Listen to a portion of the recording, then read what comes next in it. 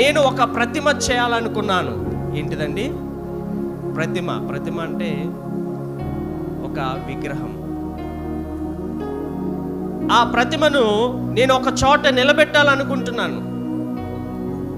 ఆ ప్రాంతంలో మీరందరూ ఏం చేయాలి అని అంటే ఆరాధన చేయాలి, స్తుతి చేయాలి. నేను నిలవబెట్టిన ఆ ప్రతిమకు మీరందరూ కూడా మొక్కాలి. ఇది రాజుకు కలిగిన ఆలోచన.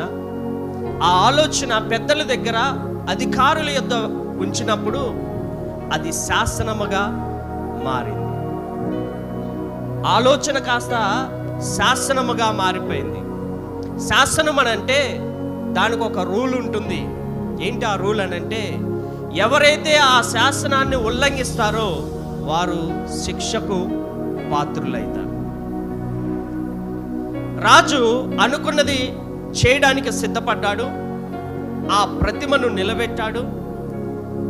అన్నీ కూడా అనుకూలించాయి. ఒకరోజు అందరినీ పిలిపించమని రాజు ఆజ్ఞ ఇచ్చాడు. చాలా జాగ్రత్తగా వినండి. ఎప్పుడైతే రాజు ఆజ్ఞ ఇచ్చాడో ఆ దేశంలో ఉన్న ప్రజలందరినీ ఆ పెద్దలు తోడుకుని వచ్చారు. ఒక్కడు కూడా ఇంటిలో విడవబడలేదు. ఆ దేశంలో ప్రతి ఒక్కరూ కూడా రాజు ముందు నిలవబడ్డారు. మిమ్మల్ని చదవనిస్తలేదు వాక్యం, నేను చెప్తున్నాను ఎందుకంటే మనకు సమయం చాలా తక్కువ ఉంది కాబట్టి. ఆ రాజు ముందు నిలబడినప్పుడు రాజు అన్నాడు, నేను చెప్పాను కదా శాసనం, మీరు పాటించాల్సిందే. ఏంటి ఆ శాసనం? ఈరోజు మీరు స్తుతి ఆరాధన చేయాల్సింది ఎక్కడ? ఆ ప్రతిమ ముందు. మీరు ఆరాధన చేయవలసింది అక్కడ. మీరు మొక్కాల్సింది అక్కడ. మీ బాధలు, మీ కష్టాలు, మీరు ఇబ్బందులు చెప్పుకోవలసినది ఎక్కడ అనంటే ఆ ప్రతిమ ముందు అని రాజు ఒక శాసనాన్ని విడుదల చేశాడు. ఇక్కడి వరకు చాలా బాగుంది. అస్సలు వాక్యం ఇక్కడే ప్రారంభమవుతుంది. అందరితో పాటు ముగ్గురు ప్రత్యేకమైన వ్యక్తులు వచ్చారు. హల్లెలూయా. ఎవరండి వాళ్ళు? షడ్రక్, మేషక్, అబేద్నెగో. ముగ్గురు ప్రత్యేకమైన వ్యక్తులు అన్నాను. ఈ మాట మీరు గుర్తుపెట్టుకోవాలి. ముగ్గురు ప్రత్యేకమైన వ్యక్తులు అందరితో పాటు వచ్చి నిలబడ్డారు. నిలబడిన వారు చూస్తూ ఉన్నారు. బాకా ఊదబడింది, వాయిద్యాలు వాయిస్తూ ఉన్నారు. అందరూ కూడా మోకాళ్ళ మీద పడి ఆ ప్రతిమకు నమస్కారం చేసి సాష్టాంగపడ్డారు. అందరూ నమస్కారం చేస్తున్నారు. అందరూ ఆ ప్రతిమ ముందు మోకరించారు, ముగ్గురు తప్పించి. హల్లెలూయా. అందరూ మోకాళ్ళ మీద ఉంటే ముగ్గురు మాత్రం నిలవబడి ఉన్నారట. హల్లెలూయా. ముగ్గురు మాత్రం నిలబడి ఉన్నారు. వారి పేర్లు ఏమని రాయబడిందంటే వాక్య గ్రంథంలో షడ్రక్, మేషక్, అబేద్నెగో. హల్లెలూయా. ఆ ముగ్గురిని ఎవరెవరు చూస్తున్నారో తెలుసా అండి? రాజు చూస్తున్నాడు. రాజు యొక్క అధిపతులు, అధికారులందరూ కూడా ఆ ముగ్గురినే చూస్తూ ఉన్నారు. అక్కడ మోకరించిన వారందరేమో ప్రతిమను చూస్తున్నారు. రాజు అధికారులేమో ఎవరు చూస్తున్నారట? ఆ ముగ్గురు వ్యక్తులను చూస్తూ ఉన్నారు. చూస్తున్న క్రమంలో రాజుకి ఏమొచ్చింది? కోపం వచ్చింది. ఎంత కోపం అంటే చాలా భయంకరమైన కోపం వచ్చింది. పిలిపించండి ఆ ముగ్గురిని అని రాజు తన యొక్క సైనికులను పంపించాడు. సైనికులు వెళ్ళారు. ఈ ముగ్గురిని రాజు రమ్మంటున్నాడు. ఆ ముగ్గురు కూడా రాజు ముందు నిలబడ్డారు. హల్లెలూయా. ఆ రాజు ముందు నిలబడినప్పుడు ఆ రాజు అడిగాడు, ఎందుకు మీరు మొక్కట్లేదు? ఎందుకు మీరు ఆరాధన చేయట్లేదు? ఎందుకు మీరు స్తుతి చేయట్లేదు? ఎందుకు మీ బాధలు, కష్టాలు అక్కడ చెప్పుకోవడం లేదు? అందరూ కూడా అక్కడ ఆరాధన చేస్తుండే, మీరు మాత్రం ఎందుకు నిలబడి ఉన్నారు? నా శాసనమును మీరు ఎందుకు ఉల్లంఘించారు? హల్లెలూయా. అప్పుడు వారన్న మాట ఏంటో చదువుకున్నాం వాక్యం. దానియేలు గ్రంథము 3వ అధ్యాయము, దానియేలు గ్రంథం 3వ అధ్యాయము 16వ వచనం మనము చదువుకుందాం. షడ్రక్, మేషకు అంతకంటే ముందు 15వ వచనం ఒకసారి చదవండి. బాకాను బిల్లను గ్రోవుని, పెద్ద వీణను సుంపేనియును, సకల విధుల మగు వాయిద్యములను ధ్వనులను విను సమయంలో సాగిలపడి చేయించిన ప్రతిమకు నమస్కరించుటకు సిద్ధముగా ఉండిన ఎడల సరే, మీరు నమస్కరింపని ఎడల తక్షణమే మండుచున్న వేడిమి గల అగ్నికుండములో వేయబడుదురు. నా చేతిలో నుండి, ఈ మాట మీరు అండర్లైన్ చేసుకోవాలి, నా చేతిలో నుండి మిమ్మల్ని విడిపించగలిగిన దేవుడు ఎక్కడ ఉన్నాడు? హల్లెలూయా. రాజు అంటున్న మాట ఏంటో తెలుసా? ఆ ముగ్గురిని పిలిపించండి.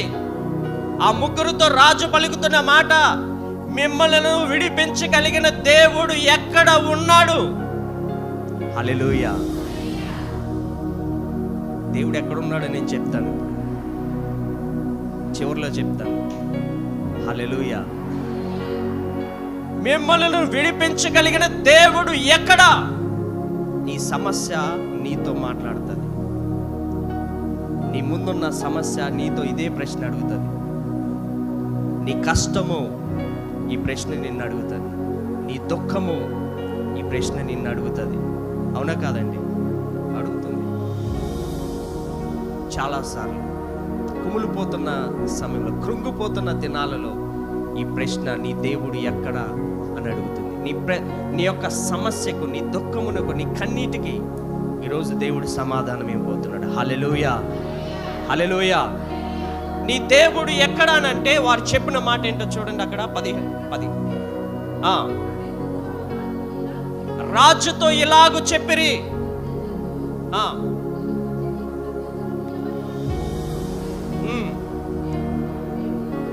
మేము సేవించుచున్న దేవుడు మండుచున్న వేడిమి గల ఈ అగ్నిగుండములో నుండి మమ్మను తప్పించగల, రక్షించుటకు సమర్థుడు, మరియు నీ వశమును పడకుండా, హల్లెలూయా, నా చేతి నుండి మిమ్మను కాపాడగలిగిన దేవుడు ఎక్కడా అనంటే, ఈ ముగ్గురు చెప్తున్న సమాధానం ఏంటో తెలుసా అండి?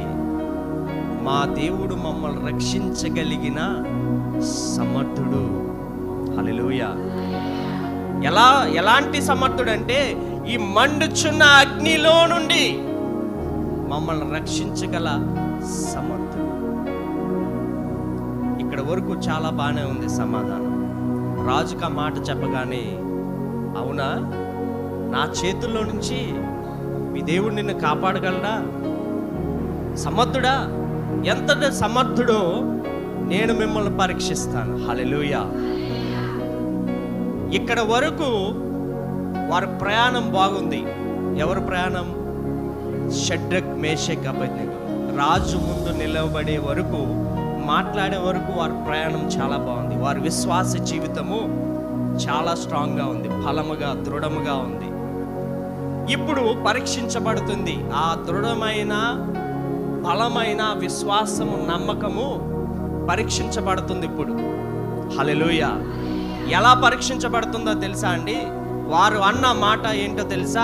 మా దేవుడు మమ్మల్ని రక్షించగలిగిన సమర్థుడు. ఆ మాట నిరూపించుకోవడానికి దేవుడు ఒక పరీక్ష పెట్టబోతున్నాడు. హల్లెలూయా. రాజు ద్వారా ఒక పరీక్ష రాబోతుంది.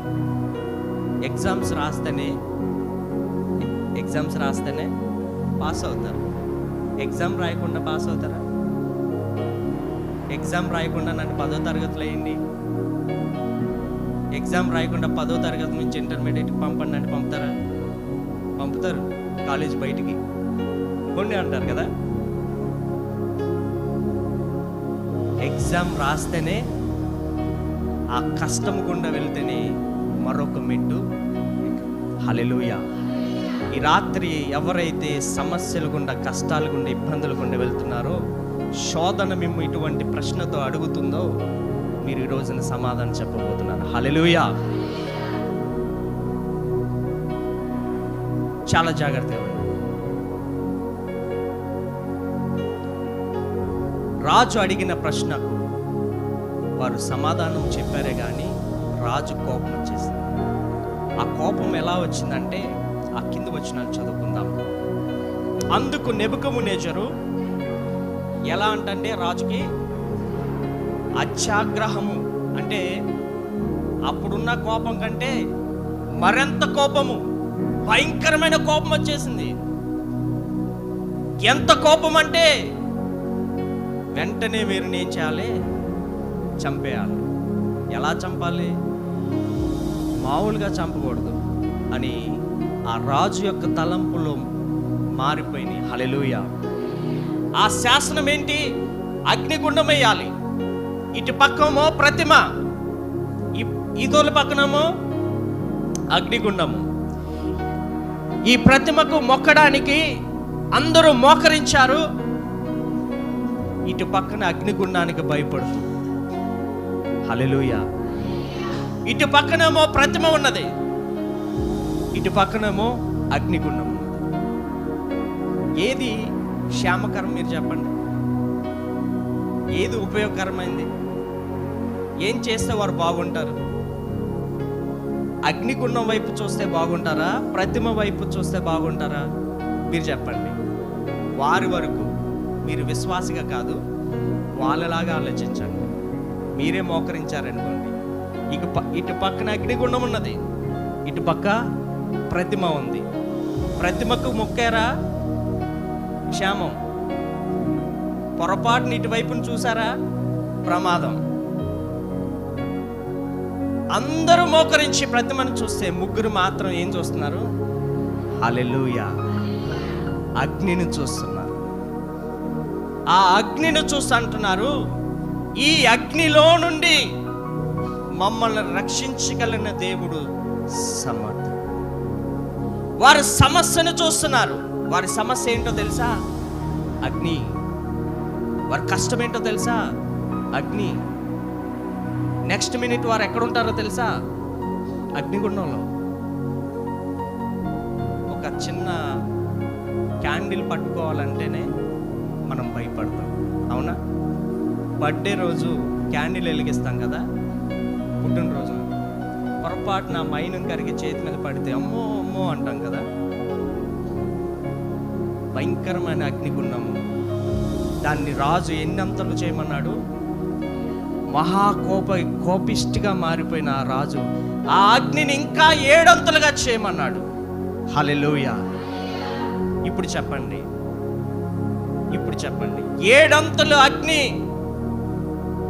ఆ ప్రతిమ కంటే 7 అంతల అగ్ని ఇంకా పెద్దగా అయిపోయింది. ఇప్పటికైనా అవకాశం ఉంది. ఏంటి అవకాశం? వెనకకు వెళ్ళి రాజుతో కొట్లాడకుండా, మా దేవుడు సమర్థుడు అనకుండా వారు వెళ్ళి ఎక్కడ మొక్కాలి? ప్రతిమ దగ్గర ఉండాలి. అప్పటికి అవకాశం ఉంది వెళ్ళడానికి. శోధన కూడా అలాగే అంటది, ఇంకొక అవకాశం ఇస్తున్నాను వెళ్ళిపో అని అంటది. లేదు. హల్లెలూయా. 7 అంతల అగ్ని వైపు వారు చూస్తూ ఉన్నారు. 7 అంతల అగ్ని వైపు చూసినప్పుడు ఆ ముగ్గురులో ఒక్కడన్నా చేపట్టుకుని లాగాడా? అరే ఆగరా, ఒక్క నిమిషం. ఒకరితో ఒకరు ఎవరైనా, రే నువ్వు ఆగరా, నువ్వేదో అనేసావు రాజు దగ్గర సమర్థుడని. ఆయనేమో కోపం వచ్చేసి, మా నార్మల్గా ఉన్న అగ్నికుండా నేను 7 అంతల అగ్ని. ఇప్పటికైనా ఒకసారి ఆలోచించుకుందాం మన ముగ్గురు అని ఒకరినొకరు అనుకున్నారా? హల్లెలూయా, హల్లెలూయా. వారికి తెలుసు సరైన సమయంలో దేవుడు వారి విషయంలో స్పందిస్తాడు. ఆమేన్. బహుశా వారు ప్రార్థన చేసిన వెంటనే వారు దేవుడు స్పందించకపోవచ్చు. రాజు ముందు నిలబెట్టే వరకు దేవుడు స్పందించలేదు. రాజుకు కోపం వచ్చినప్పుడు కూడా దేవుడు స్పందించలేదు. 7 అంతల అగ్ని ఎక్కువగా చేయండి అన్నప్పుడు కూడా దేవుడు వారి ప్రార్థనకు, వారి విషయంలో స్పందించలేదు. అప్పుడు కూడా వారికి డౌట్ రావాలి కదా. అప్పుడు రాజు ఏమన్నాడో తెలుసా అండి? చూడండి ఆ కింద మాటల్లో.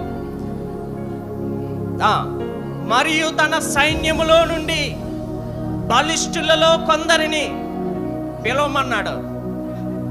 షడ్రక్, మేషక్, అబేద్నెగోలను బంధించి వేడుచున్న అగ్నిగుండములో వేయుడని ఆజ్ఞాపించాను. హల్లెలూయా.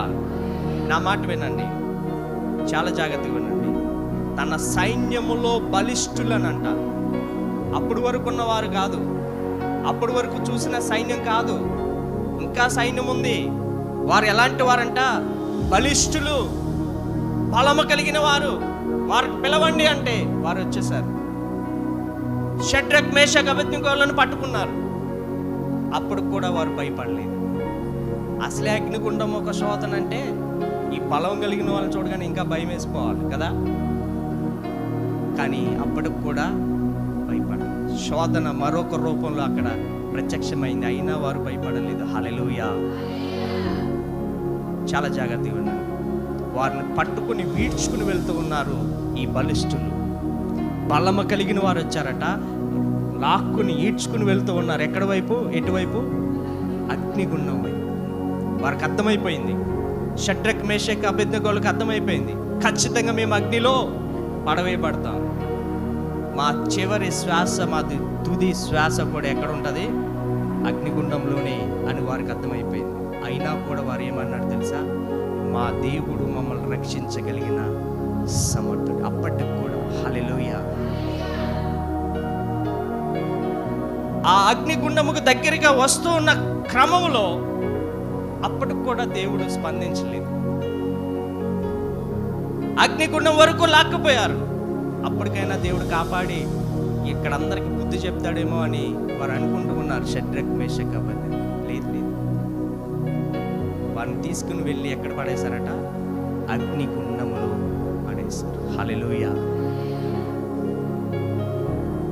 మా దేవుడు మమ్మల్ని రక్షించగలిగిన సమర్థుడు అన్న వారిని ఎక్కడ పడేశారు? అదేంటిది? మరి కాపాడాలి కదా, దేవుడు కాపాడాలి కదా. అగ్నిగుండంలో పడేశారేంటి? హల్లెలూయా. ఇప్పుడు చదువుదాం.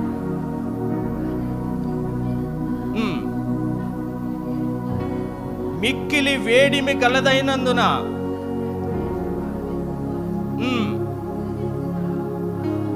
విసిరివేసిన ఆ మనుష్యులు, హల్లెలూయా, ఏ సమస్య అయితే అగ్నిగుండం వరకు లాక్కుని పోతూ ఉన్నదో, ఏ శోధన అయితే అగ్నిగుండం వైపు వారిని మోసుకుని పోతూ ఉన్నదో, భయపెడుతూ ఉన్నదో, ఆ శోధన సమస్య ఏమైపోయిందంట? అగ్నిగుండం వరకు వెళ్ళేసరికి మాడి మస్సి అయిపోయింది. హల్లెలూయా. ఎవరైతే వారిని ఈడ్చుకుని అగ్నిగుండంలో పడేయడానికి వెళ్తున్నారో వారు అగ్నిగుండము దగ్గరికి వెళ్ళగానే వాళ్ళు వెళ్ళి పడ్డారు. ముగ్గురు వెళ్ళి అగ్నిగుండంలో పడిపోయారు. కానీ ఆ తోసేసిన వారు ఏమైపోయారంట? బూడిదైపోయారు. మరి లోనున్న వారు ఏమయ్యారో చదువుకుందాం. ఈ ముగ్గురు మనుష్యులు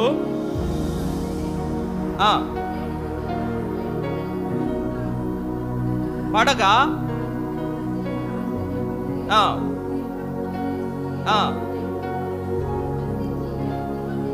రాజు చూస్తున్నాడు. ఇదంతా రాజు చూస్తున్నాడు. ఆ ఈడ్చుకొని వెళ్ళిపోతున్న వారు ముగ్గురిని వేసిద్దుము కదా అని తన మంత్రులతోనూ అడిగెను. వారు, రాజా,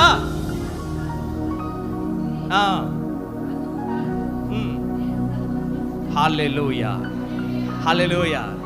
అదేంటి, మనం ముగ్గురిని పడేసాం కదా. ఆ అగ్నిగుండంలో పడేసింది ఎంతమంది? ముగ్గురు. పడవేయడానికి పట్టుకెళ్ళిన వారు చాలా మంది, బలిష్ఠులు వాళ్ళు. ముగ్గురు అగ్నిగుండంలో పడిపోయారు. రాజు చూస్తున్నాడు, లేచి చూస్తున్నాడు.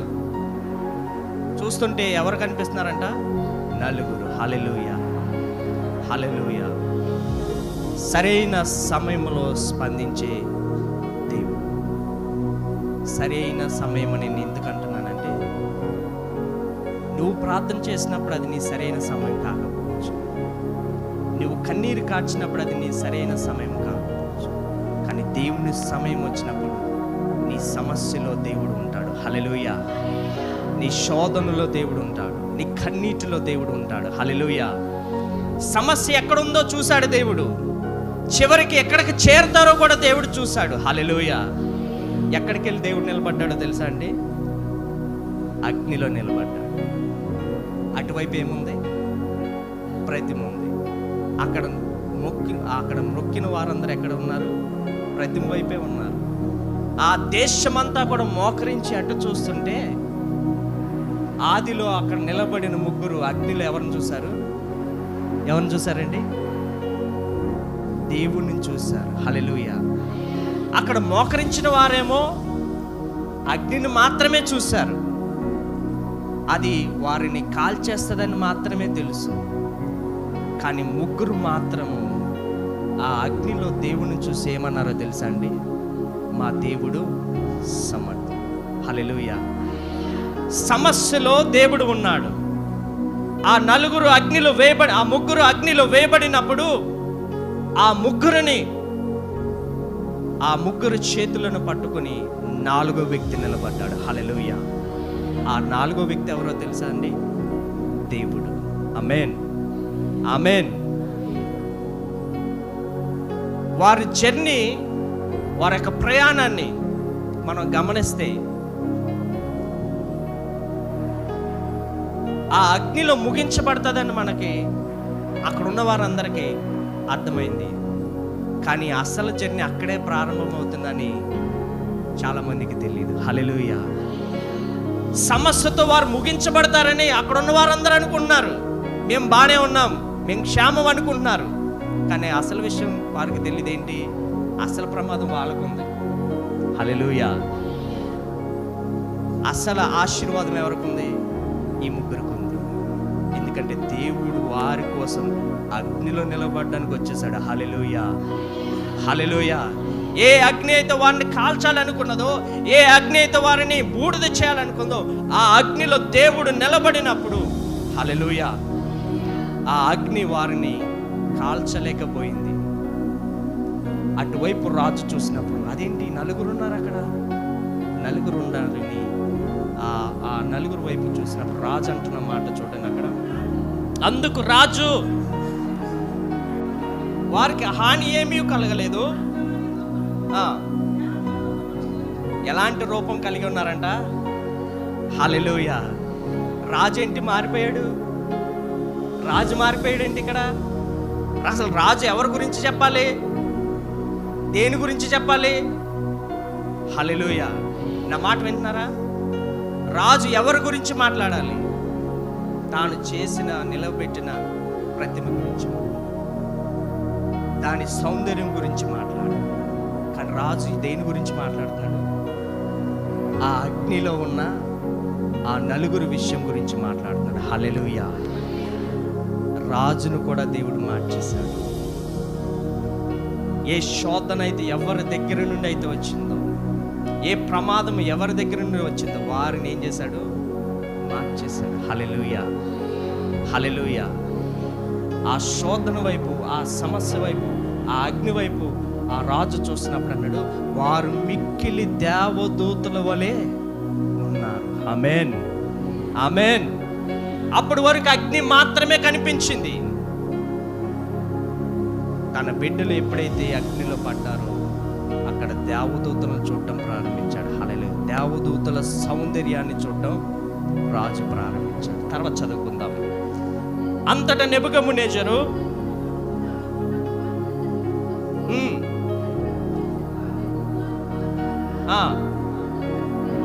మహోన్నతుడైన దేవుని సేవకులారా, బయటికి వచ్చి నా యొద్దకు రండని పిలవగా,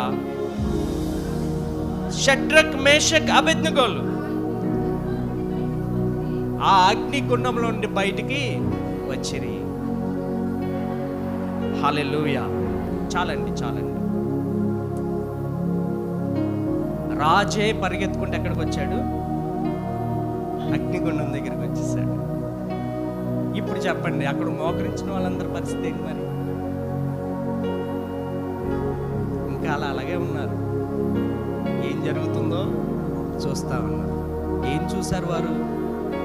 ఎవరైతే ఎవరైతే సమస్యను సృష్టించారో,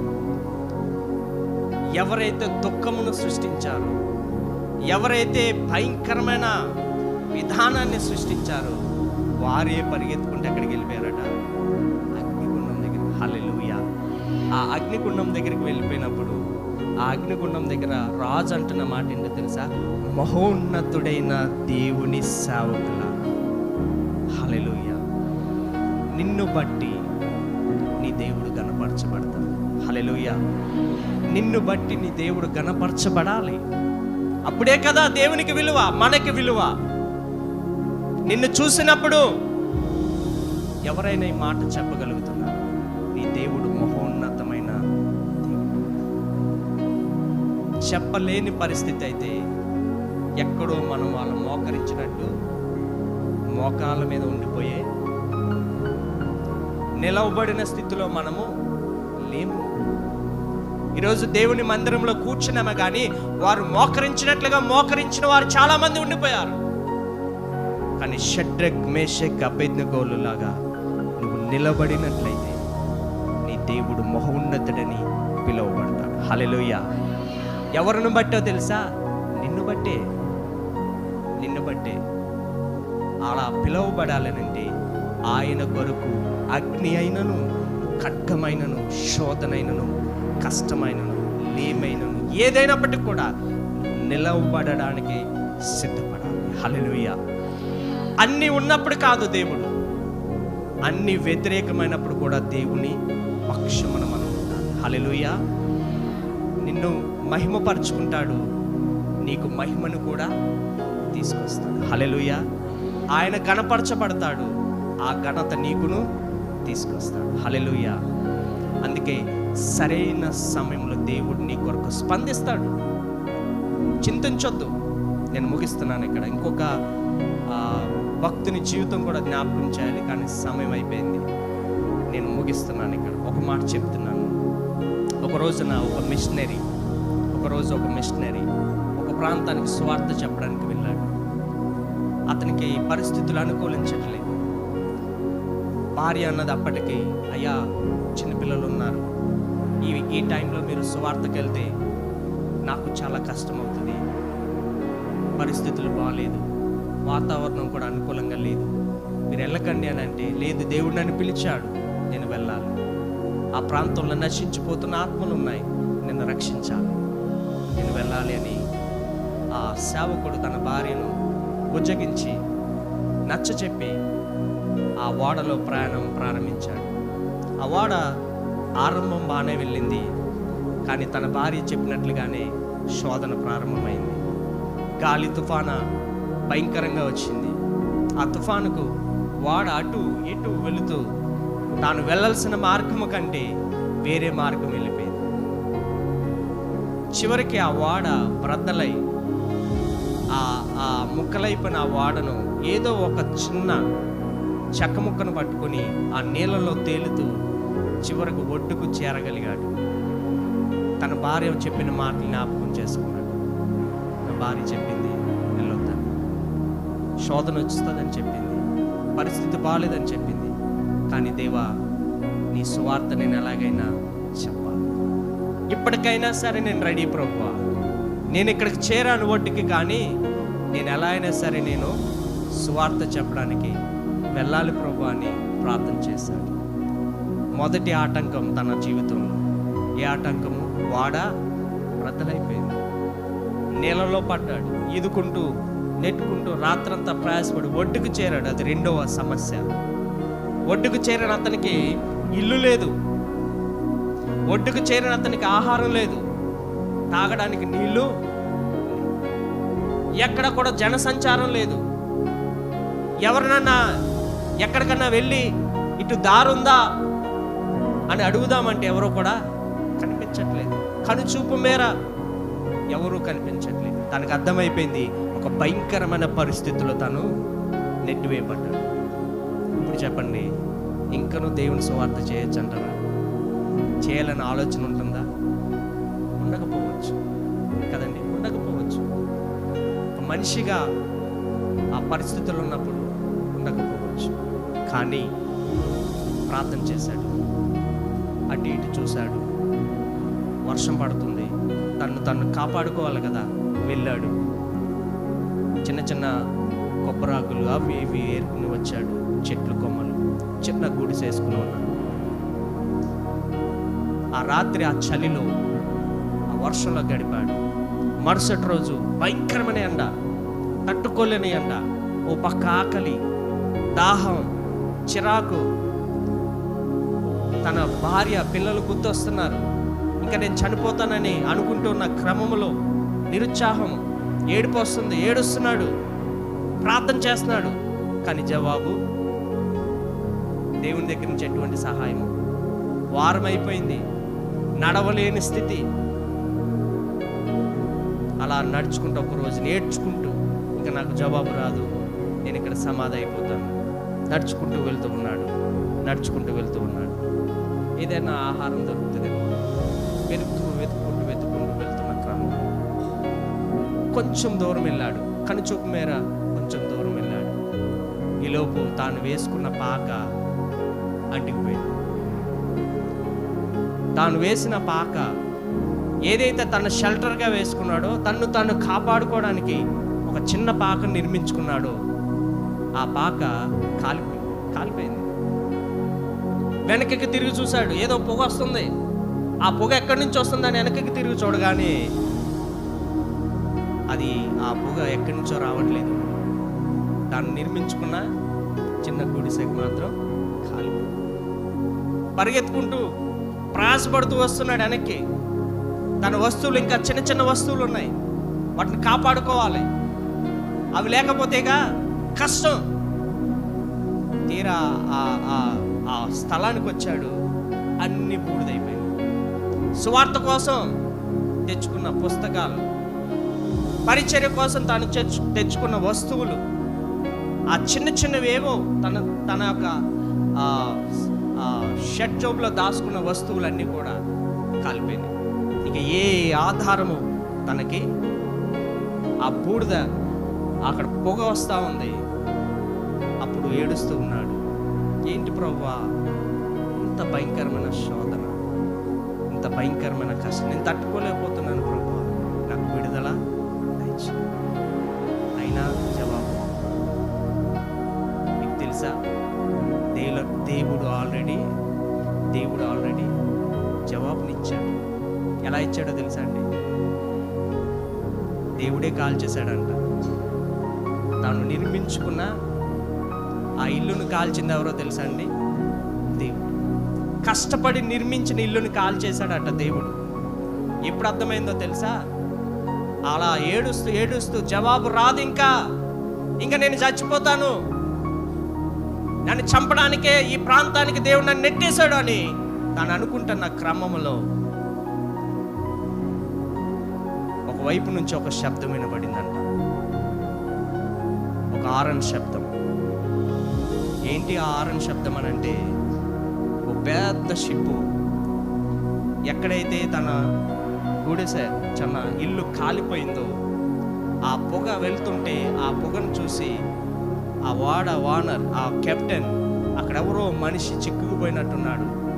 ఆ పొగ పెట్టి ఆ పొగను ఆకాశం వైపు పంపిస్తున్నాడు. ఏదో మనకి సిగ్నల్ ఇస్తూ ఉన్నాడు కాపాడమని. అని ఆ కెప్టెన్ ఏం చేశాడంటే ఆ ఓడను అటువైపు మలిచాడంట. హల్లెలూయా, హల్లెలూయా. ఆ పొగ వైపు ఆ ఓడ వస్తా ఉన్నది. ఈయన మోకరించి ఏడుస్తున్న క్రమంలో ఆ శబ్దం వినిపించింది, ఆరన్ శబ్దం. ఎవరైనా ఉన్నారా మైక్లో? ఇక్కడ ఎవరైనా ఉన్నారా? ఇక్కడ పొగ దగ్గర ఎవరైనా ఉన్నారా? ఈ మంట దగ్గర ఎవరైనా ఉన్నారా అని అంటే ఆయన లేచి నిలబడి చెయ్యుతున్నాడు, ఇదిగో నేను ఇక్కడ ఉన్నా. వెంటనే ఆ షిప్లో నుంచి కొంతమంది దిగొచ్చి అతన్ని తీసుకుని షిప్లో ఎక్కించుకున్నాడు. తాను షిప్లోనికి వెక్కినప్పుడు ఆ కాలిపోయిన ఆ గుడిసె వైపు, ఆ ఇల్లు వైపు చూశాడు.